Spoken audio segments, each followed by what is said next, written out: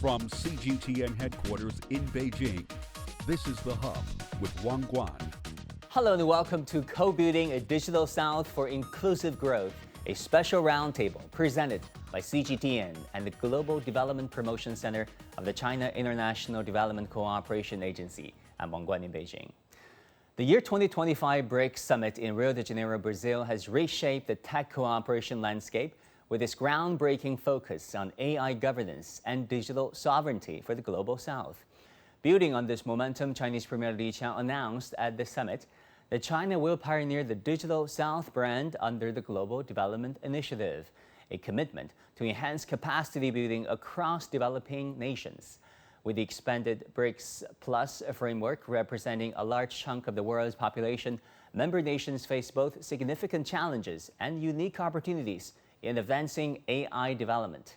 How can the Global South co-build a more inclusive digital South under the GDI, one that bridges the AI divide and transforms technological potential into shared prosperity?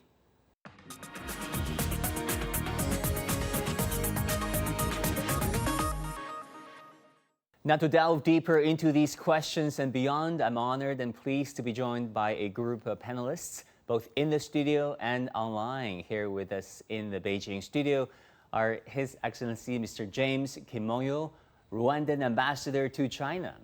Welcome, sir. Pleasure. Mr. Jia Daojun is professor at the School of International Studies at Peking University. Welcome, Professor Jia. Good to see you again. Maseret Babu Ajigu is lecturer and researcher at the Beijing International Studies University. Good to have you with us. Also, we have with us online Mr. Sean Thum, Special Functions Officer to the Deputy Minister of Communications and also Global Youth Leader at the World Internet Conference. Mr. Shen Ling is Senior Vice President of Tigerobo. Liu Yuechen is Technology Transfer Director of the AI Technology Center at Shanghai Jiao Tong University National Facility for Translational Medicine. Zhang Jiawei is Chief Executive Officer at Cool AI. Welcome to all of you. Professor Jia, good to see you again. Let me ask you this first. It's a very important concept, the Digital South concept proposed by the Chinese Premier Li Qiang at the BRICS Summit held not so long ago. It's a very important initiative under China's Global Development Initiative, which was one of China's 3 organizing principles for its foreign policy right now. What does this Digital South entail? What it is really about? It's really a Chinese contribution to make AI work for the entire humanity. If you recall, back in the early 1990s, you had the WTO and other functions that promoted the growth of information technology. You had the International Telecom Agreement. But today, we don't have international organizations doing that. Instead, you have big power, superpower competition.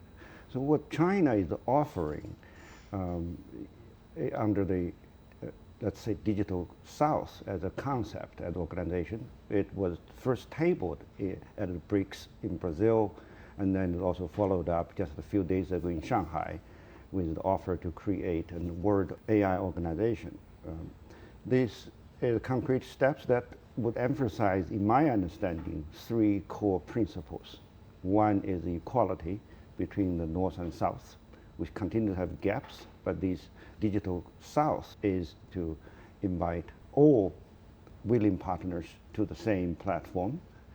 So a second one is to emphasize adaptation, because with the AI and what we used to call information technology, you have that tendency to emphasize adoption. In other words, just copy what I have. But by making an AI South, the Chinese government, the planners, I would think, government officials, including scholars, are emphasizing that we invite contribution, we foster innovation on the part of participants from the South. The last one is, this is AI for livelihood. So development of AI under the AI South as a project is not just to, let's say, develop AI, new means for developing weapons, or simply to come up with new indicators of advancement as pure technology. This is to promote livelihood, agriculture, commerce, healthcare, and a lot of other issues. What aspects of this digital South concept excites you the most when you think about its potential impact on the global South? I would think its openness. That's, in other words, we are trying to share what we have been doing here in China, beginning with digital payment, the convenience, that's well known, and then you have all the information learning and certainly responsible governance of the spread of data, whatnot, and then integrate all these aspects of AI applications to all walks of life, and that's what the global South needs. Yeah, exactly. Openness is what we need. Your Excellency, Ambassador Kim Mong-yo, Rwanda is a fascinating country to many of us journalists because it's really demonstrated what is possible for a emerging economy, from conflicts and even war to modern governance, leveraging modern technologies, leveraging AI, under, of course, the wise and visionary leadership of President Kagame, who went on our show a few years ago. Maybe you can share with us the insights and experiences of Rwanda and your own digital initiatives, and how you see this initiative coming in line and creating synergies with China's new Digital South initiative. What do you think this Chinese Digital South can do and can really create synergy with your country's projects? Thank you so much. Indeed, Rwanda started from a very low base in terms of rebuilding itself from the tragedy that we faced in the early 1990s. And right after the tragedy, we had to sit down and come up with a blueprint and figure out how we develop our economy and improve the livelihoods of our people. And from the word go, we had to look at the potential, the resources that we have. And we said to ourselves that the huge resource we have is our people. So we have to invest in our people. And therefore, our economic model is going to be a knowledge-based economy. It's going to be a knowledge-based economy, but the growth is going to be led by private sector or powered by technology. And that's why we had to invest heavily in technology, and I think we were the first country on the continent to roll out the fiber optic cable across the districts of our country. All 30 districts were, had this infrastructure rolled out. And from that time, we have been building different platforms to make sure that people have access to internet. We had to train our young people within Rwanda and also outside Rwanda. And so when you look at the structural divide that is there in the world, we thought for us to be able to leapfrog and move faster in terms of transforming our economy and our country, we had to invest in technology. And at the moment, if you look at the whole spectrum of the ecosystem of technological advancement on the continent, we're still lagging behind. But just to give you a few indicators, I mean, you look at as we said, the AI development across the world, the access to technology, the penetration, more access to mobile phones, skills in terms of digital skills, the content is still lagging. But when you look at the figures, as you said, Rwanda has moved very fast. At the moment, we are talking about 38% of internet penetration, which is way above what other countries have. 78%. 38% penetration. But access to internet, because of the combination of the fiber optic cable, but also the satellite internet, to the point that now, at the moment, the entire country is covered by 4G network. 96% of the country is covered by 4G network. So people, any corner of the country, if you go to the national park or any the remotest part of Rwanda, you'll have access to internet.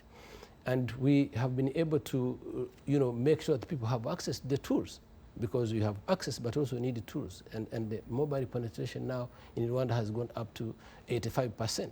And other countries are still lagging at around 30% of the access to mobile phones.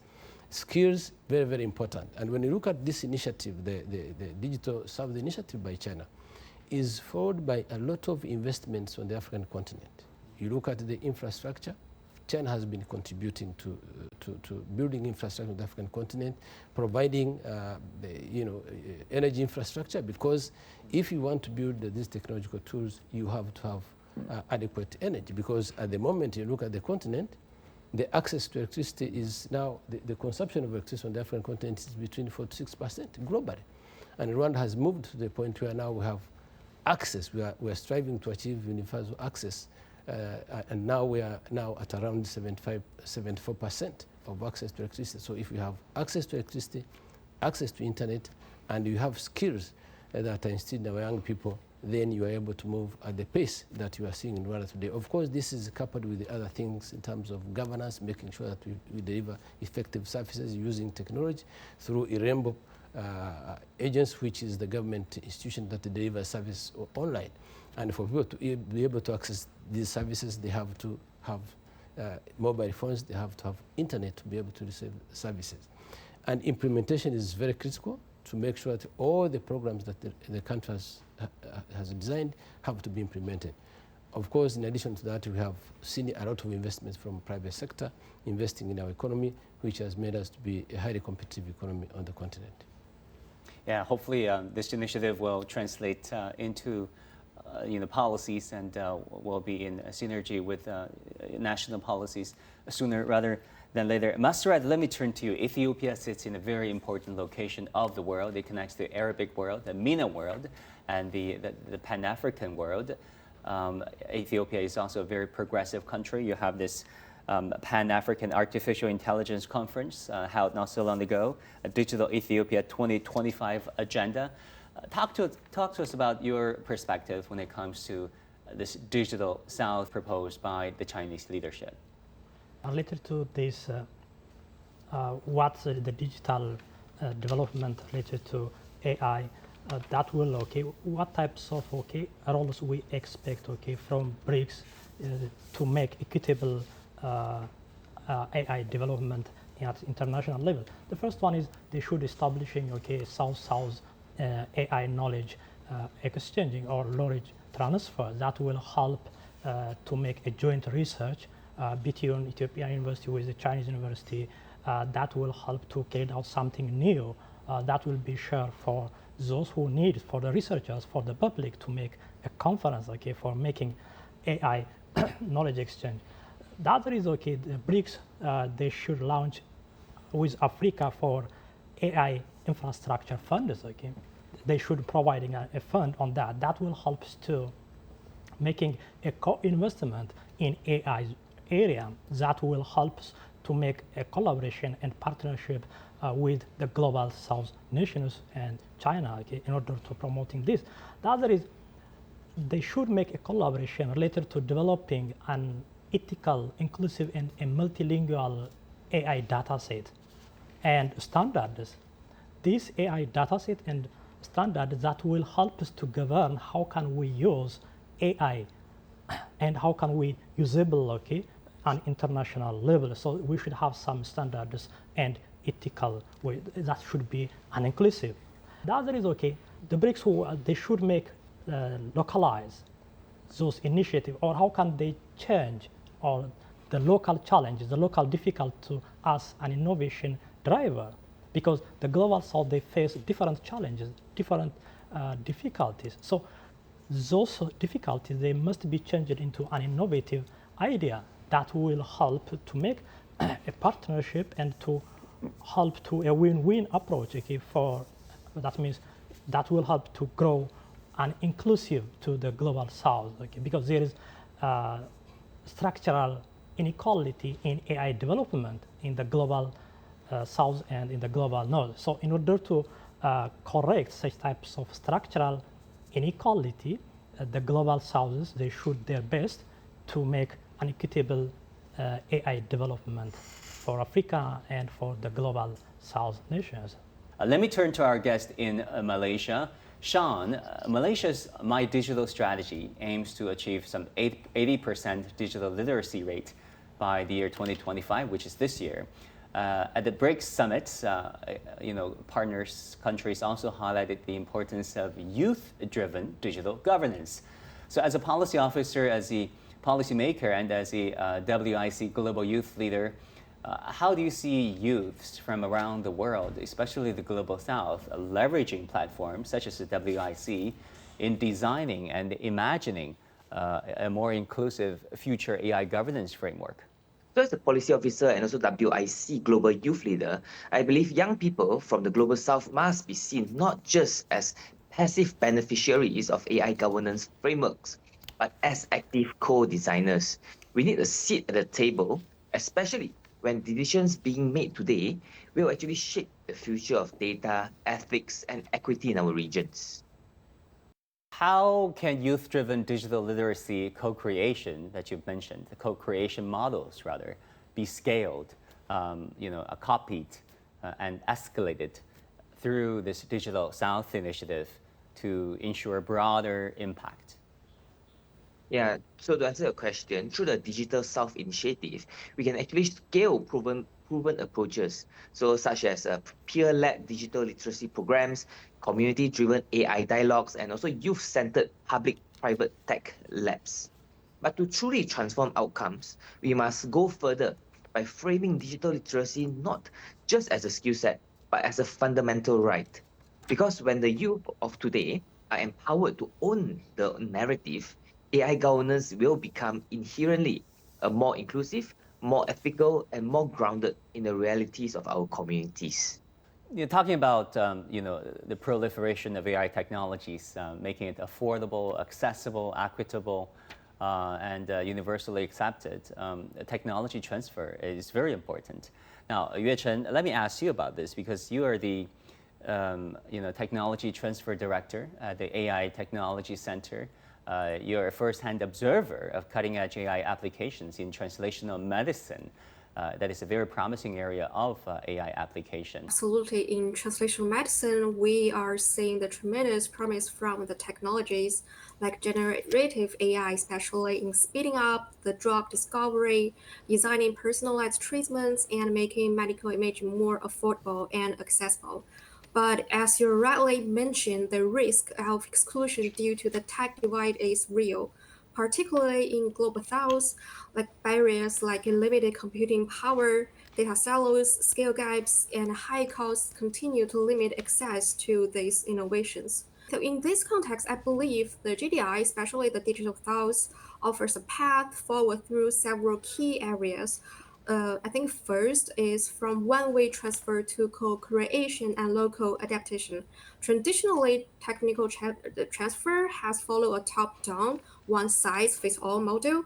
What we are now seeing and what the Digital South initiative encourages is a shift towards to co-creation, where solutions are developed into the local patterns, not just for them.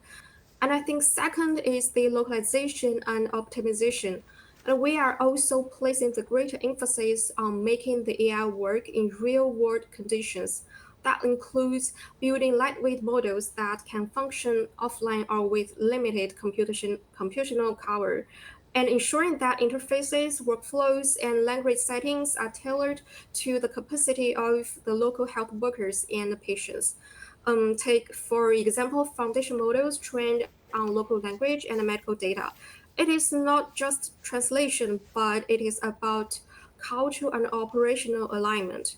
And thirdly, I think it's about the joint R&D and capacity building. So under the GDI framework, I think we can build joint labs, launch research exchange programs, and support local development of technologies. Shenglin, you're also in that sector. Tech Bureau specializes in large language models and its applications, especially in the healthcare industry. How does this exemplify the digital connectivity pillar of the Global Development Initiative, especially in fostering mutual growth across national borders? In my view, China can help developing nations with cost-effective AI infrastructure, like Chinese cloud platforms, China-made GPUs, and cost-effective algorithms such as DeepSeek and other Chinese open-source models. Take Tiger Robo as an example. We have a partnership with Brazilian healthcare AI company, Tech Global takes care of developing a medical foundation model for the Brazilian market, while our Brazilian partner is focused on business development in its local market. Now our medical foundation model and its applications have helped local online health platforms and hospitals improve their workflow efficiency. I want to talk about some specifics regarding artificial intelligence. We've been talking about the large language models, but there are other things going on right now. Cool AI develops, edge computing solutions tailored for resource-limited environments. Let me ask you about this, Jia Wei. How do you see lightweight AI models contributing to a digital leap, if you will, in regions facing infrastructure and economic limitations? Actually, like the lightweight AI models, actually it's all about making AI more affordable and accessible. So actually, I think AI is not just about like building powerful large language models in the labs. We believe that it's more about bringing practical AI to the last mile, especially solve the last mile problems. So which means we need to bring AI to the farm, to the classroom, even to the local shops. And like for the global south, especially for the digital south, we believe it's a great opportunity which is we can do the leapfrogging.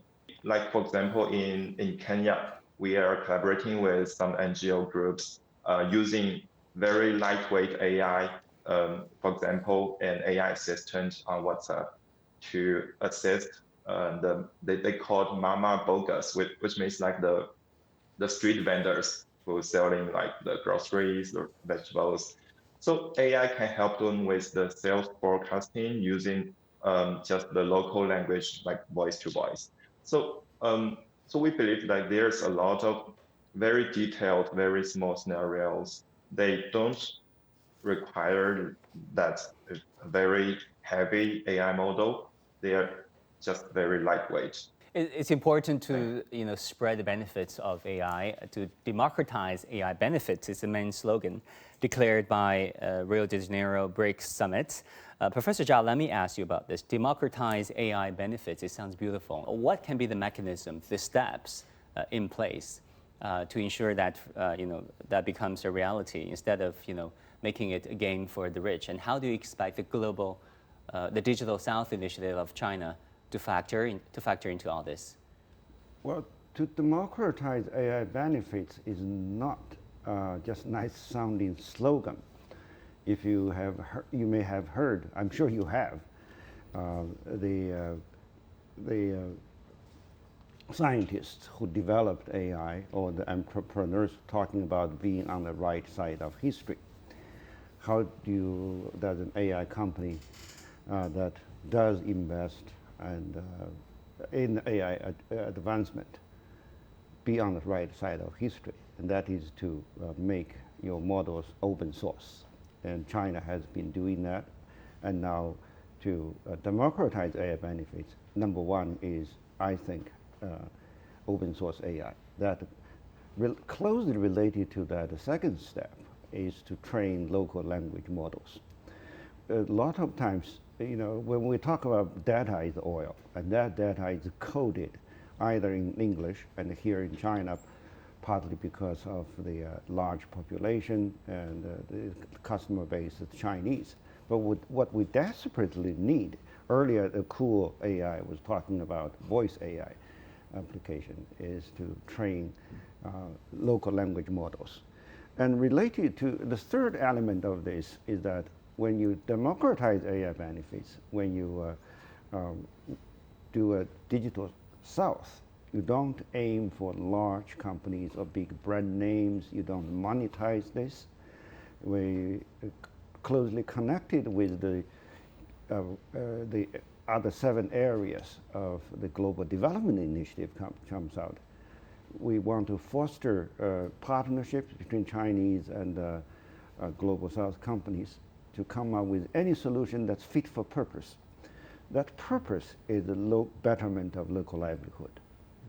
I think you raised a very important point, Professor. That is having, to diversify the source code, make it multilingual and multicultural and multi-contextual. Because I think one set of data that I came across is over 60% of the information sources that ChatGPT provides is based on the English language sources. Only it's a lot. Only less than 2% is from the Chinese-speaking world, where we're severely underrepresented. We're not even talking about our colleagues in Africa and Swahili or the Rwandan local languages that are represented. Ambassador, what do you think? Yeah, absolutely. I think that's very important, and I think that's why the models that are being developed have to be applied in local communities to address problems in the language that they can understand. And democratizing AI requires to open up and avoid a situation where, for instance, the compute capabilities are concentrated in the developed world. Open up also for the global south to be able to access those capabilities. There are use cases that are known, whether it is automation, whether it is in education or health, they are there. They can be applied and be adopted in the local languages so they're able to effectively help the people. I just give an example. Already Rwanda is using AI to train rural health workers. And most of them, they don't necessarily speak the foreign languages like English or French. So how do you then make sure they understand the subject that they are covering so they're able to help the local communities in terms of providing health services? So it is very important to allow access, and all these capabilities that are concentrated in one part of the world be allowed to be accessed by the global south, and particularly the African continent, which is struggling in that sense. So I think this is a great opportunity for us to tap into the potential that China has. It is opening up for all of us to have access to these tools and these models, and they can be adopted locally, but also allow the young people to develop their own tools, because the language that is already familiar to them is going to be used in terms of developing the AI tools. So I think it is very important that this decision is collectively taken by those who have already developed a lot of technologies, so that the rest of the world is able to take the advantage of what other people are using. And I'm talking about the use cases, but also the new technologies to allow people, as Prof said, allow young people in local communities in our respective countries to be able to develop tools and be able to access resources in terms of financing startups, because Rwanda has a very strong program in terms of supporting startups who are involved in all types of innovations, including AI development. Yeah, President Kagame in the AI Summit made a very powerful speech where he said nobody in Rwanda or in Africa should be left behind in this wave of AI development and advancement. He says the key is to transform Africa's demographic dividend into a driving force for its AI and economic development. Absolutely, and the president is right, because if you look at the demographics, between 60 and 70% of our people are, people who are below 30 years of age, and these are people who are contributing significantly to the economic growth. So they should not be left behind. The key to convert or transform this potential into economic transformation in Africa, we need to provide the skills to them. And specifically, when you look at what we are doing with China, last year we signed a memorandum of understanding with the ministry in charge of ICT.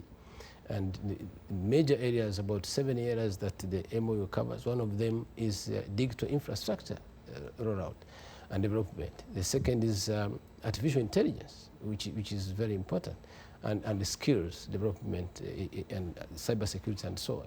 So for us to be able to have an inclusive growth, we want to make sure the larger demographic, the larger percentage of population is also part of this movement of developing AI or using AI to power economy.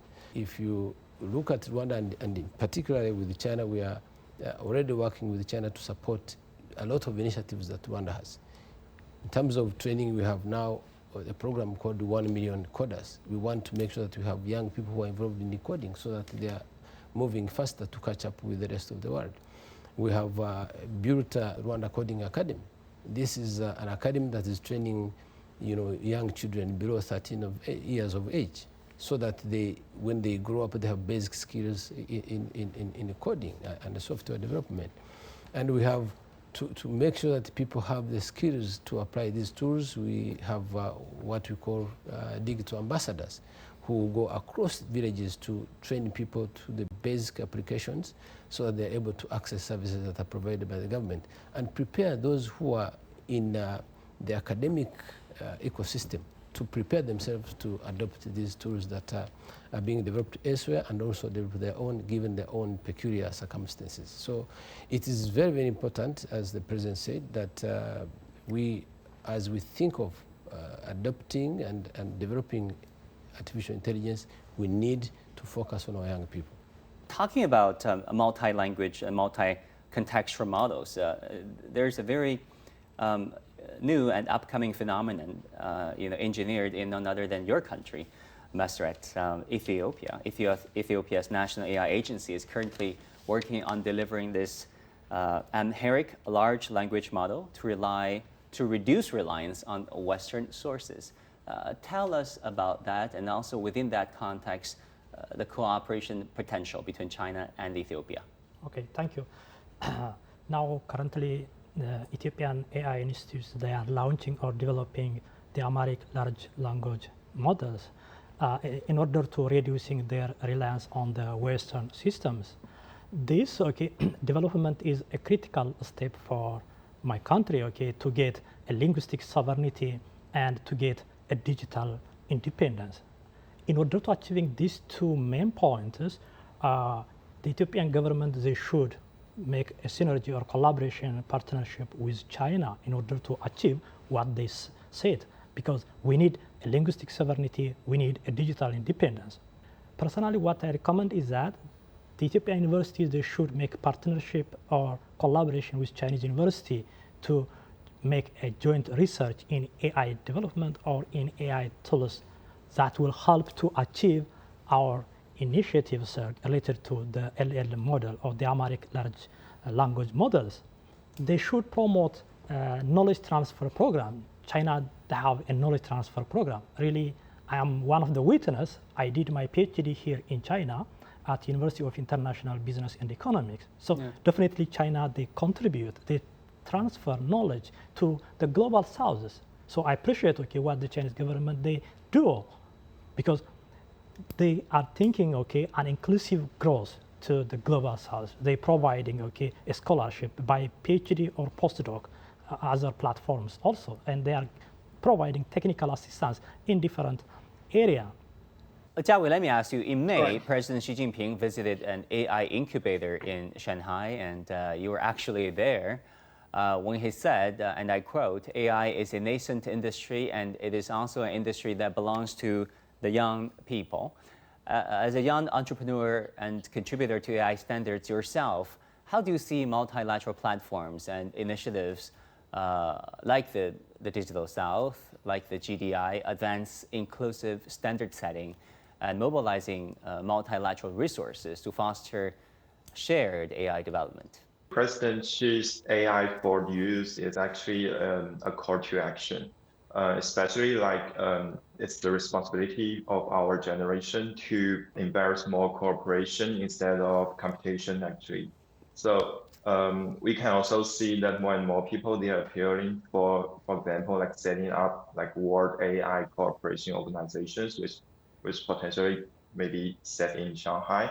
So actually we believe that at this moment, we need to enable the innovators, and like the globally most young people, they are in any countries, there are a lot of like creative young people. Like the global south or digital south, the resources is far beyond just the funding. It includes like the knowledge. For example, we can provide training to different countries, like the AI literacy training, and we can also provide a lot of scenarios, which means like AI can be applied in different industries. It can be applied in public health. It can be applied in like the ESG. It can be applied in education. So there's also a lot of like the opportunities between the global networking, which means like the collaboration between the global south. To wrap up, I want to get the final thoughts, the closing thoughts from each and every one of our panelists on what specific actions do you think should be prioritized to co-build this inclusive Digital South initiative, very important initiative proposed by the Chinese leadership. And by the way, the Digital South is part of the Global Development Initiative. Let me start with you, Ambassador. Thank you very much. I think, and thank you for bringing up this conversation, which is very important for all of us. And Forum on Africa, Forum on China-Africa Cooperation, FOCAC, you find global governance of AI as an aspect of the action plan. So I think going forward, it is going to be very, very important for the Global South to cooperate in three important areas to make sure that AI becomes a reality in terms of applying it to spur our economic growth. One is to ensure full access to digital infrastructure. Number two, we need to make sure that our people, ordinary people, have access to the tools that some of us in the urban areas have taken for granted. And thirdly, we need to make sure that our young people are trained and are given access to the tools that will enable them to develop some of these models that are going to help us in many, many important areas, in health, in education, in agriculture, in transport, in automation, so that we can accelerate our manufacturing capabilities, especially on the African continent. And China has already set the path for us to be able to cooperate in these areas. China is building hydropower plants to make sure that many countries have access to infrastructure. China is supporting technology transfer already in some of the African countries. For instance, Rwanda, I talked about Smart Education Project, which is funded by China to support schools. China is building hospitals, and one of the examples is the hospital that China built in Rwanda under FOCAC, which the next step is going to be to make it a smart hospital, meaning AI is going to be applied in terms of making sure that its services are going to be very effective. And in terms of training, we have so many young people who are being trained in China in terms of ICT. We're looking forward to working in supporting local talent development through different initiatives that have been put in place by the government, as I just mentioned. Very good points, very useful tips. Thank you so much, Ambassador. Professor Jia. I'm an academic person. I would think down the road for BRICS Plus or the Global South to work on AI collaboration. Certainly, as mentioned before, co-development, AI literacy, and all these matters. But I want to particularly encourage dialogues, conversations on the literacy of AI governance. And the purpose of doing that is to avoid undue, let's say, sometimes politically engineered sense of uncertainty about influence of fear, and then let the spread of AI for good, and that's proven, and that's make the benefits of AI tangible to the societies that participate in this. Very good point. Mr. Rett. Okay, thank you. Here I want to raise the initiative, the Global Development Initiative is not only just offering a pathway to catch up what we want, but it is a platform for co-building, coexist for an inclusive growth. So we should work out on a AI academy, or we need to provide a research fund for AI later, maybe to open LLM or for my country, for Amharic large language models, that must be open, and we should providing an academy on these aspects. And the other is for ethical and data sovereignty framework to be launched that will help us for an inclusive growth for the digital houses. Thanks for that. And Sean in Malaysia. So from the policy and youth development, I've got three priorities. First one, we need more South tech partnerships. We need to co-create digital standards that reflect our realities, not just replicate global North needs. Secondly, we need more inclusive infrastructure investment. We need to build digital access from the margin in rural, indigenous, and underserved communities. And thirdly, we need to fund our youth. We need to channel more youth to youth-led initiatives. So this is our moment to reimagine the digital future from the global south, not just for it. Back to you. We must find the youth. Shengling. From the industrial perspective, Wang Guan, I would say it is advisable to promote the collaborations among the industries across the BRICS plus nations. Very, very good. Jia Wei. Yeah, I'd like to share through there's a concept in Chinese called 天时地利人和, which means like it's a combination of a good timing, a right advantage, and the right people in harmony. So we believe my suggestion is also first about the timing. Like at this moment, the tech maturity, the affordable cost, and also like the digital south, the political will, it's a good timing. And of course, the advantage, just like the leap, it's a great leapfrogging opportunity to directly go for AI native. And so we should focus on cultivate the skilled population. And like for the people, we believe like AI is more about co-developing the capacities. Thank you. And finally, Yue Chen. Thank you. I just want to mention 2 points. First is about scientific and technology transfer. I think we should conduct regional assessment and collaborative research on the AI technologies to inform strategic planning and provide a data foundation for the future innovation and industrial development. Secondly, is about international governance. I think we should work jointly with countries of the global south to develop regional and international AI standards, contributing to a more balanced, representative, and inclusive global governance structure. Thank you all very much. We learned a lot. And thank you so much for being part of this conversation. And that's all we have for this edition of the Roundtable, Co-Building a Digital South for Inclusive Growth. Thank you so much for watching, and stay tuned as our programs continue on CGTN. Bye and take care.